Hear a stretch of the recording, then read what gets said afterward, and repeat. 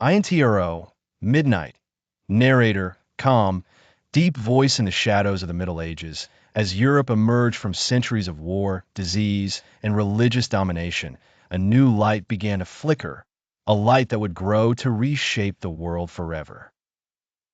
This was the Renaissance, a rebirth of art, knowledge, science, and human spirit. From the cobbled streets of Florence to the royal courts of France and England, Europe would awaken to a new age.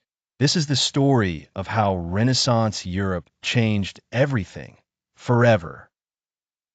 To understand the Renaissance, we must first go back.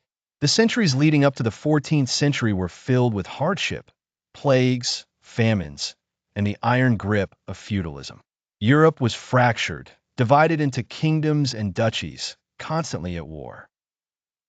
The Catholic Church reigned supreme, dictating morality, knowledge, and power.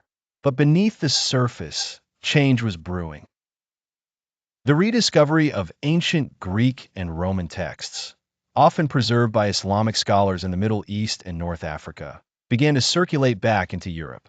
These texts spoke of human reason, geometry, philosophy, and beauty.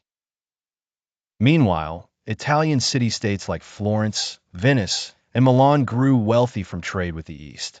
They became cultural and economic hubs. A wealthy class of merchant patrons, such as the Medici family in Florence, began funding artists, thinkers, and architects. And then everything changed. Chapter 2: Florence, the heart of the Renaissance. 5 o'clock. At the heart of the Renaissance was Florence. In the early 1400s, this small Tuscan city became the epicenter of a revolution in art and thinking. It was here that a young sculptor named Donatello revived the classical form of the human body in sculpture, and where a genius named Filippo Brunelleschi defied the odds by building the dome of Florence Cathedral, a feat of engineering unseen since Roman times. The Medici family, especially Cosimo de' Medici and later Lorenzo the Magnificent, became the greatest patrons of art in European history. They supported artists like Sandro Botticelli, whose painting The Birth of Venus evoked classical mythology and reimagined beauty. But Florence wasn't alone for long. Chapter 3: The Spread of Ideas. 830. By the mid-15th century, the Renaissance spread beyond Italy. In large part, this was due to one man, Johannes Gutenberg. Around 1440, he developed the printing press with movable type in Mainz, Germany. It was the most transformative invention in human history since fire and the wheel. Books, once hand-copied and rare, became abundant and cheap. Knowledge spread rapidly. Erasmus of Rotterdam, a Dutch humanist, used the press to distribute his critical thoughts on the church and theology. In England, Thomas More penned Utopia, imagining a better world. In France, François Rabelais used humor and satire to challenge dogma. The Renaissance was no longer Italian. It was European. Chapter 4: Art, Science, and the Human Form. 12 o'clock.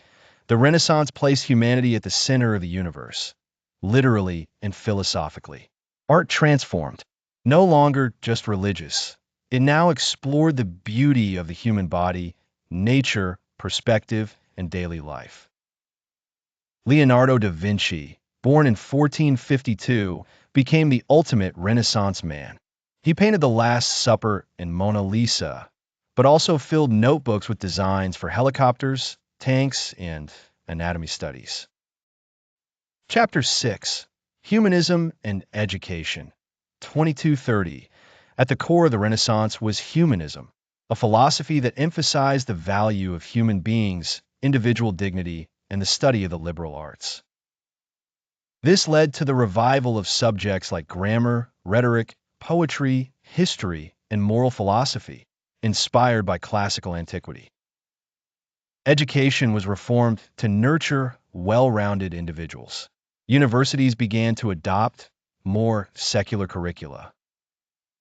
Writers like Petrarch, the father of humanism, and Boccaccio, author of the Decameron, helped bridge the gap between medieval thought and Renaissance creativity. Latin was no longer the only literary language. Writers began to publish in vernacular languages: Italian, French, Spanish, English, making their ideas accessible to a wider audience. Chapter 7: Religion and Reformation, 27:30, but not all embraced the Renaissance. As people began to read, question, and think critically, the authority of the Catholic Church came under scrutiny. The tipping point came in 1517, when Martin Luther, a German monk, nailed his 95 Theses to the door of Wittenberg Church. He criticized church corruption, indulgences, and the Pope's power.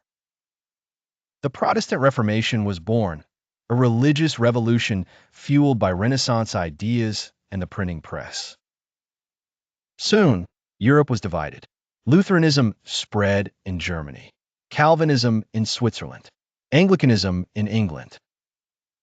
The Catholic Church responded with the Counter-Reformation, reaffirming doctrine but also embracing art and education through the Jesuits and Council of Trent.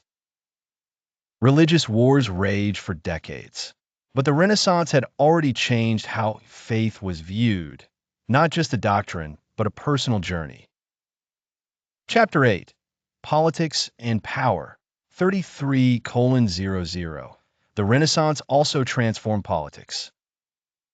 Niccolò Machiavelli, a Florentine diplomat, wrote The Prince in 1513. He described power not as an ideal, but as it really worked. Better to be feared than loved, he argued, if you cannot be both. Across Europe, monarchs embraced centralized power. Francis I of France became a great patron of Renaissance art, bringing Leonardo da Vinci to his court. In England, the Tudor dynasty, especially Henry VIII and Elizabeth I, fostered a golden age of literature and exploration.